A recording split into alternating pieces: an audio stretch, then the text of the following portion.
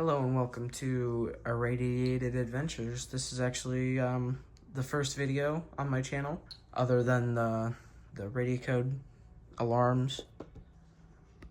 Alright, so I'm going to be showing like how different materials and different like elements and like different radioactive things in your home have to be shielded. So like different things have higher energies, like higher energy rays than others, and some need more shielding than others. So first,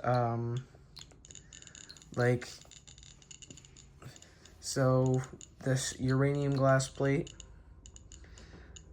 of course it doesn't really show much on my radio code, but it does glow pretty nice under a UV light. Hold on, actually, let me turn off the light.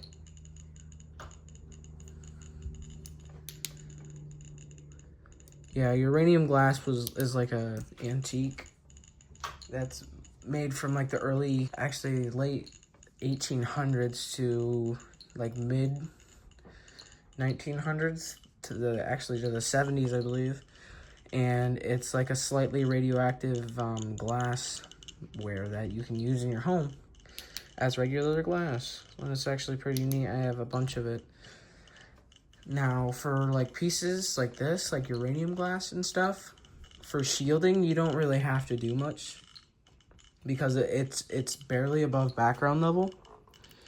And I don't think anything should have to be done to shield this. So on my CDV 700 too. Yeah, it's barely picking that up too. It's reading just about 100 CPM. So like, I don't know how many CPS that is. I'll have to calculate that. I'll just put it up on the screen. But yeah, so this, like, I have cabinets full of these. Like I have dozens and dozens of pieces, and they all glow under UV. And like, I don't recommend like buying anything like lead shielding or anything, because glass, like I said, it doesn't need much shielding. Glass is enough to shield most of it, and even so, all the radiation that's getting through stops like 7 inches from the glass. So like, even though stuff is getting through, like, I wouldn't have to shield any of this because it's not like very high dose. Like here, if I switch to dose rate here, it's only 0.06 microsieverts per hour just on the outside of the glass, which is like just regular background.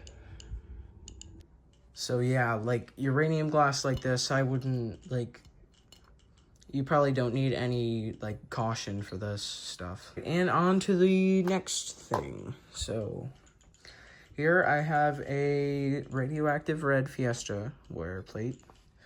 It is a plate probably from mid or early 1900s. Probably, I think they range from 1930s to 1968, I believe. And these have lead in them, and also a nice uranium oxide compound in them that makes them have their beautiful color.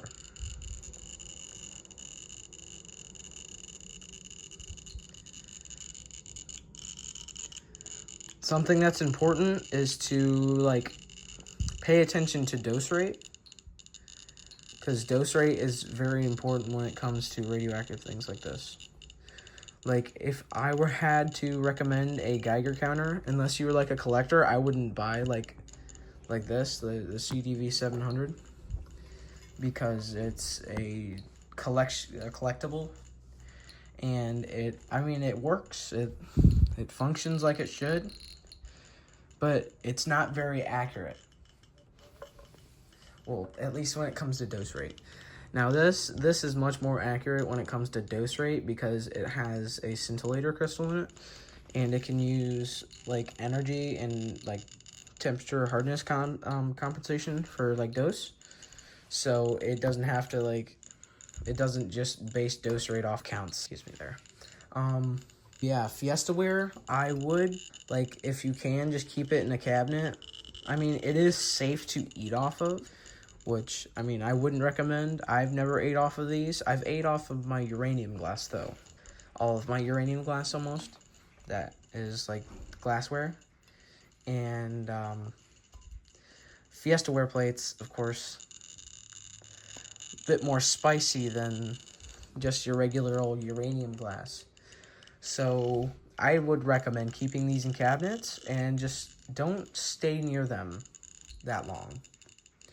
So yeah, like this stuff, I wouldn't keep it outside of your cabinet, like near you. Like I wouldn't keep it next to you on your nightstand while you're sleeping. That could definitely do something. All right, on to the next thing, which is radium clocks. Now, I know a lot of people who collect some radium clocks, and radium clocks definitely are no joke. They are definitely something you do not want to mess with. I actually have something that actually shows why. So, like, people are just like, oh yeah, it glows, and like, people think that it's luminescent paint. And the radium they used the radiation to excite the phosphors so it could keep a constant glow. But after time, the intense radiation from the radium actually wears it down, and now it cannot glow constantly anymore, and it fades away over a few seconds. So here, let me go grab my my contaminated radium clock. Okay, so I have my radium clock in a double Ziploc bag, but actually you can't really see it very well, but if you look closely, let me refocus that real quick. If you look, you can't really see it. Let me just take it out of one bag, because everything's on the inside of the glass, so it shouldn't leak anything, even though it's in 2 Ziploc bags anyway. Yeah, you still really can't. Oh, there we go.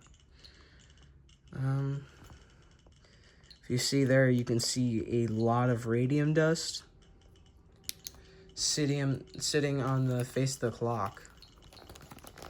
And that is something you do not want. So if you ever like go antiquing and you collect radium clocks, or you want to start collecting radium clocks, I would not recommend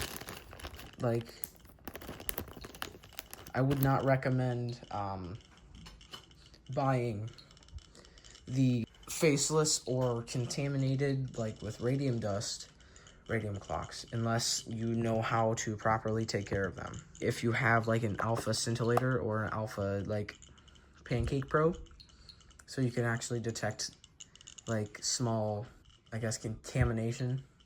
So what I would recommend for the contaminate, or like just containing these, is, I guess, I would recommend putting them in like deep, far back in your cabinet, like how I have mine. Like I only have 3 radium clocks, and like here, so I have this tungsten cube here, and I can show you, like if I were to hold it an inch, like it blocks a lot. It's not blocking that much though, because like all the radiation around can't be blocked fully. So, but if you were to have like a lead plate or like a tungsten plate like in front of it, it would block probably most of it.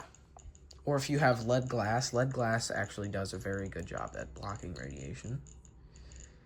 And as well as bismuth. Bismuth, I actually learned that a few days ago, that bismuth is a very, very good radiation blocker.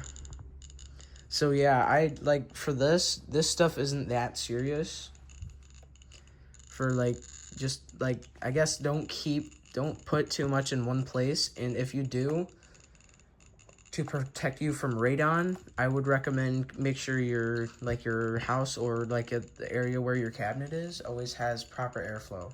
Okay, so next, I have some uranium ore. Actually, it's autunite, which is it's a very nice radioactive rock, or radioactive compound of uranium and radium and all that.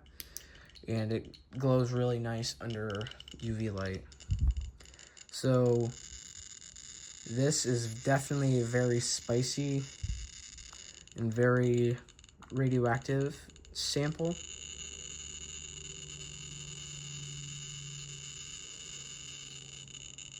And for this, I mean,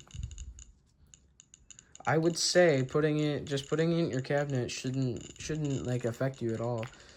As long as you don't like I said, keep it next to you while you're sleeping. I mean, it shouldn't really affect you. As I said, distance really matters. So the three things that you really have to worry about, or the three things that you need to know whenever you're handling radioactive stuff like this: time, distance, and exposure. So first, time. So if you look at my radio code here, it says microsieverts/H, which means per hour. Now, 5 microsieverts isn't an alarming amount, but it's definitely not something you want to be near for 5 hours, while sleeping, like I said. And, if I put my CDV 700 up to it, yeah, this is definitely one of my more spicy pieces. Yeah, it gets around 5 millirem per hour, and if I were to switch this to rem,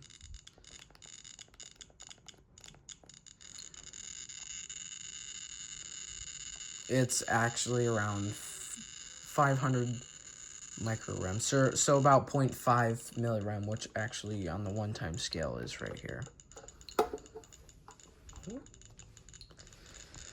Yeah, so I guess for this, I wouldn't recommend keeping it near you. I wouldn't carry this with you around to show to someone, someone else that likes radiation. Never met someone like that, but hopefully I do one day. Yeah, so I guess just keep this far back in your cabinet and you should have nothing to worry about. Alright, so the final thing is something that is more serious than all of the other things that I showed. So this is cobalt-60. It is a very high emitting, or a very high gamma emitter, very high energy, and it is mainly gamma and maybe a little bit of beta, but as you can see, it's very, very spicy. 13 millirem per hour. Now on my CDV 700, it reads, I just maxed that scale out, so let's switch to 100. Oh. I actually have my phone standing up on my CDV 715.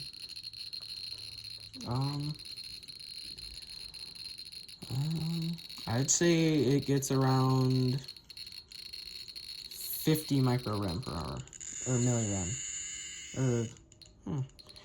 It seems a bit off. Hold on. Yeah, according to this, it's about 50 microrem per hour, or millirem, sorry.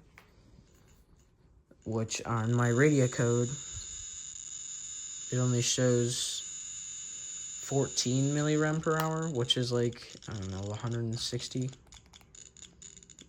sieverts, or microsieverts. Yeah, something like that. But yes, this is something you really need to worry about. I actually should not keep holding this for too long, because it is it's like basically getting an X-ray. This emits as much like as high of a dose as an X-ray. So as you can see, my tungsten cube actually is not blocking all of it. So cobalt 60 on the spectrum, on my radio code is about, I don't know, in the 1,000 something range in Kiev. So it is definitely very high energy, which is much higher than an X-ray. X-ray ranges from like 10 Kiev to I think 80 Kiev, which still isn't very soft, but yeah.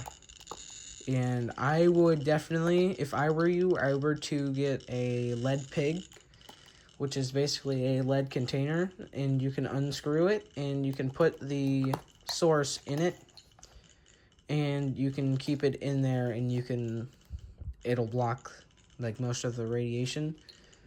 So lead is basically just like tungsten, although tungsten is a bit better of a radiation blocker because it is denser.